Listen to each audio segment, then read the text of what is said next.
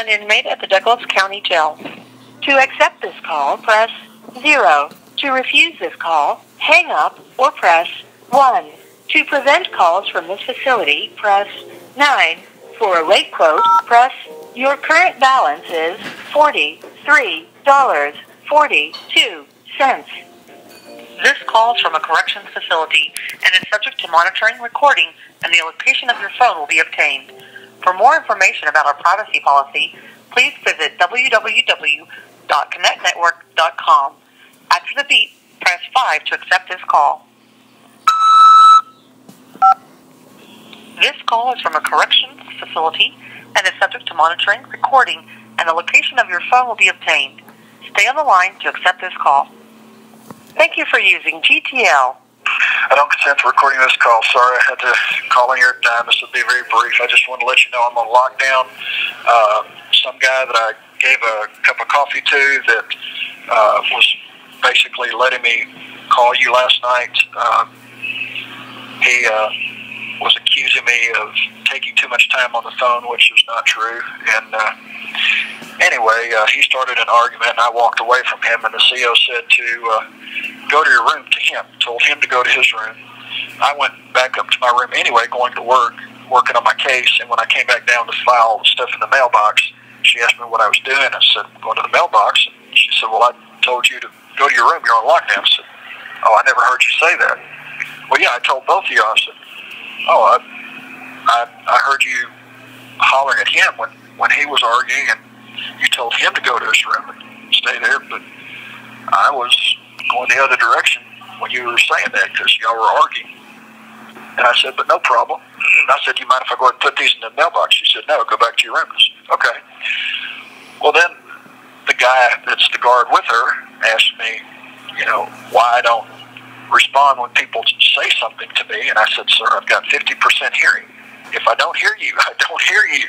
And it's, I've been here for 3 months, and you probably noticed that I have a hard time hearing. But I said, if you got my attention, I'm looking at you, I have no problem.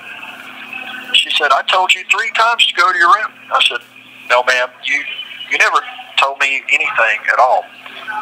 I said, because if you would have told me, I would have gone to my room and stayed there.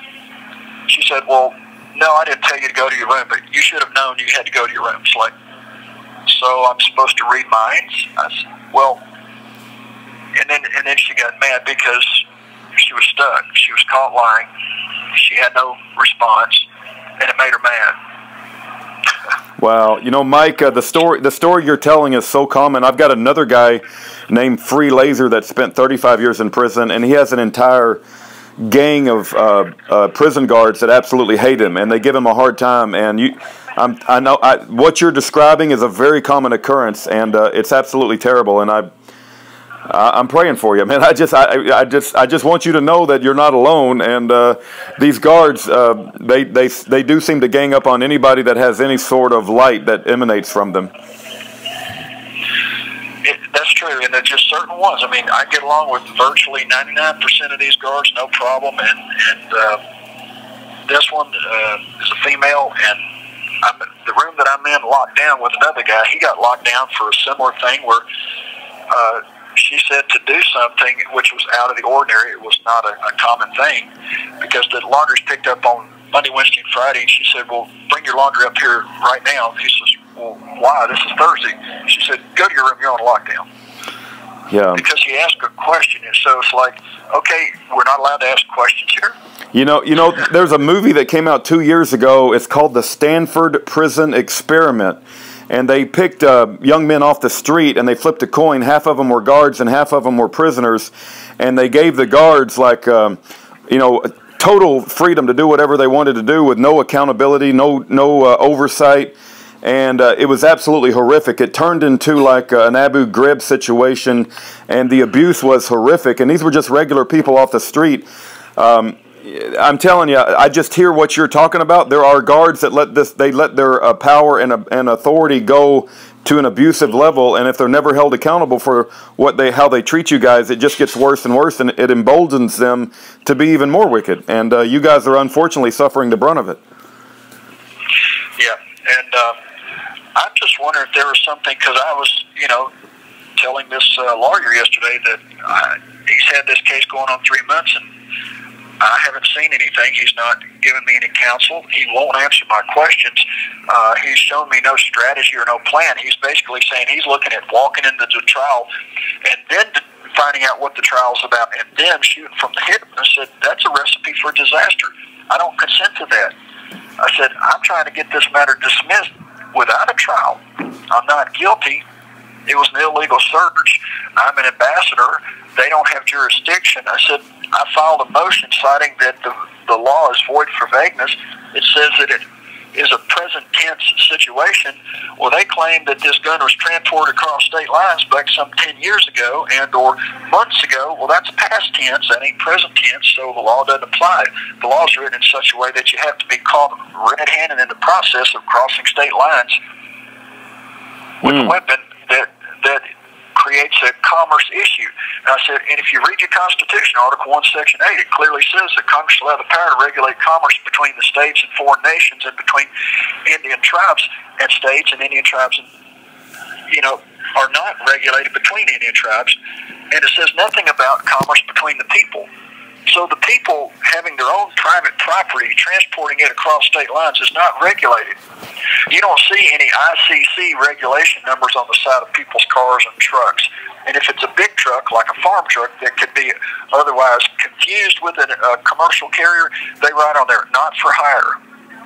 In our case, there's no numbers on that Chilcote transport plane, and it's got a sticker on the side that says, private property of the Chilcote Indian Nation, no trespassing. That gives clear notice. There's no commerce here. Yeah. This is the property of another nation, which you have no authority over. I said, that's what needs to be argued. The law is void for vagueness, and he had it. Thank you, sir. He gave me, a couple of filings that were filed over the last 3 months that I've never seen, but he didn't give me all of them. There's like 117 different filings, and the last one I got was like filing number 72. There's over 40 different filings that have been filed that I don't know anything about, and I just got these yesterday, and it's full of the U.S. Attorney and this magistrate's orders that are bogus. They make statements that I said they're basically creating a record that's a lie, and I've asked you, how do we correct and make the record true? How do we correct all this false information? You're not answering the question. You won't tell me the form or the style of court or what they're doing, and the judge won't answer it. Nobody will answer that question. How can anybody proceed without knowing the form of court, without knowing the rules? You can't. They do that intentionally so that you're just going to lose regardless.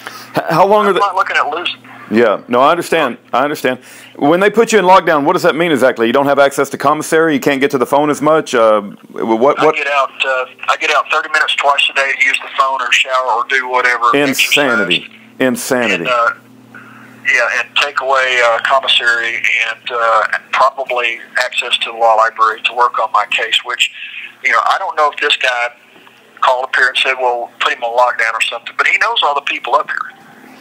No small. How long are you going to be in lockdown? I mean, that's terrible. 30 minutes a day, twice a day. That's crazy. 5 days, and I've got filing deadlines Friday. Wow.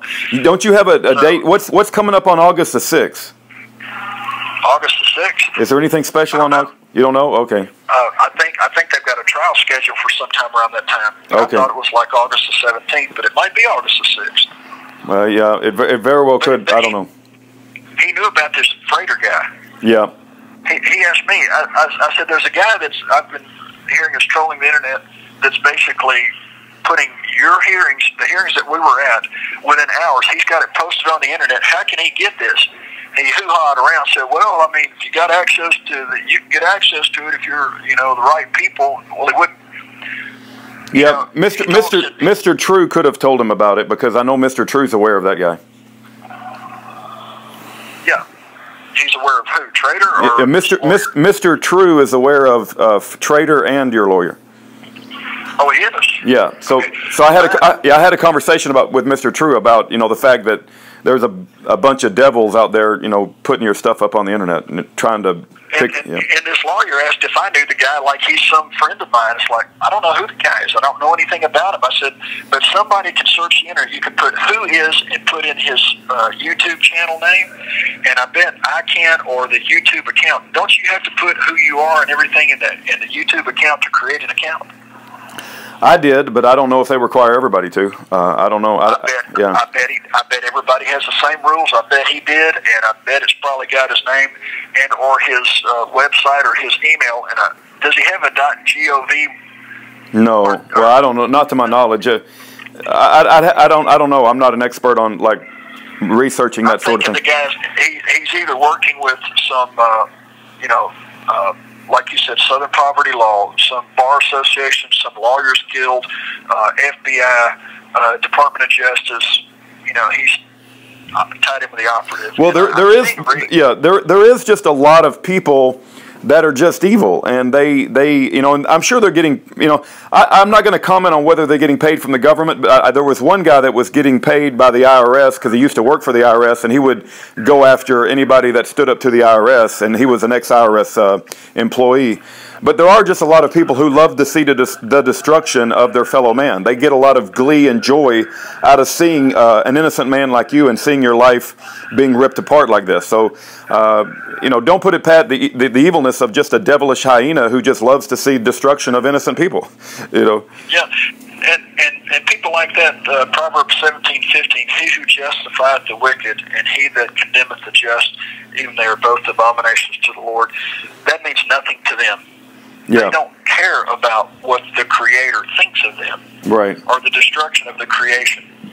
They think that they're on the winning team with Satan, or that there's no hereafter, or that it doesn't really matter at the end of the day. Some of them, they're just evil people, and they just don't care. Yeah, they're just evil people. They may not think like me or you, and they think that they are conforming to the state. The state is their God, and because we don't conform to the state when the state is putting out wicked laws that goes against God's law, they think that we're lifting ourselves up above the law, and they want to see us crushed. That's right. Yeah. You shall bow your knee to their Lord. Their Lord is Caesar, and you shall pay your tithe and be taxed like everybody else. Yeah. God bless you. Okay. Everyone, help Mr. Rudy where you can. God bless. Hey, Mike, I sent you the CD. I couldn't use bubble wrap because they complained about bubble wrap, so it's headed back to you. I hope it makes it in one piece. I'm trying to get the affidavit. Yeah, go ahead. If you can call this facility and ask for Debbie Otwell in records and tell her it's coming. She's over the mail department.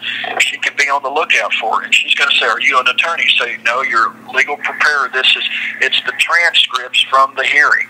That's the same CD that I've already had." Yeah. Well, that I'm preparing affidavits and things that I can't do in here because I don't have access, so I send it out so people can transcribe the stuff. I can't get a transcription, so I have to send the stuff out. So it's coming back to me now. Yeah. But anyway, I'm going to try to make a copy of what you sent me to send to Mrs. Parsons. If she can't get the affidavit to me, she can file it herself. But it's got to get filed. And yeah. Okay. All right. Well, yeah, and I'm trying to get the affidavit you talked about, and it's overwhelming, Mike. It's just the letters coming in every day, and there's so much injustice going on. God's going to have to rip all this down with plagues or something. I don't know. God bless you, folks. Please help stand with us any way you can. God bless. God bless you, Mike. All right. Take care. Bye bye. Take care. Bye bye. Thank you for using